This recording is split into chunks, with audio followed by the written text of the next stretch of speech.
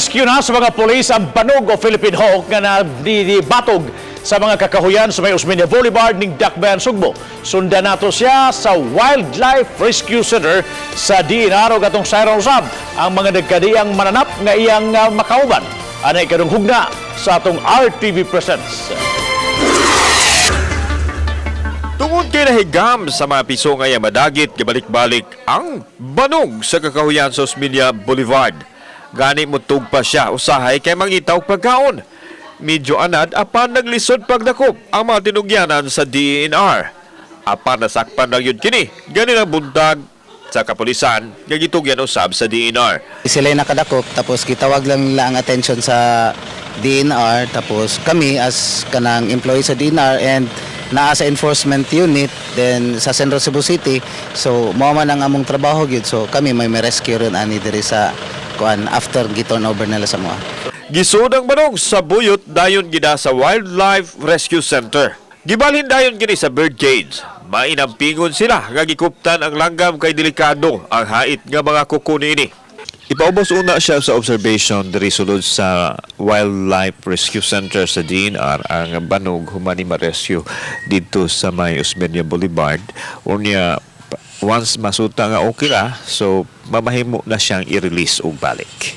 And we will wait for the recommendations sa atong mga technical experts nga kung pwede na ba siya buhayan o balik sa wild. Samtang makauban niya ang laing duha ka banog nga unang na-rescue ug ang usa ka serpent eagle. Andam na silang i-release. Apan usa ka langgam nga kakato ang tiglingaw sa center. Mutabi ug mukanta ug manaway pa. Mutug-an na magyud sa tinuod.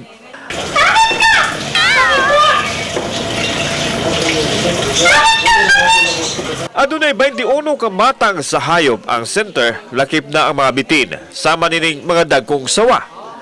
Duha ka albino ug usa ka itom nga python ang na-rescue usab. Ang reticulated python bag-ulang gitugyan gikan sa Lapu-Lapu City ang ilang gipagawas unta sa sako apan medyo wild pa kaayo.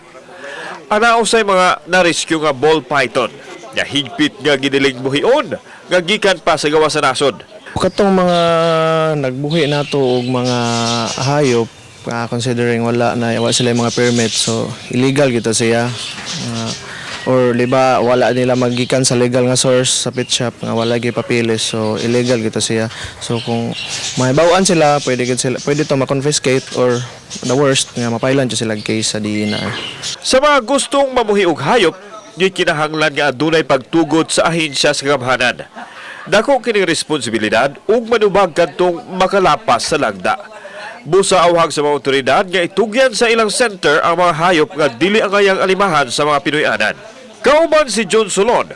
Ako si Alan Domingo. Kini ang akong short dokyo.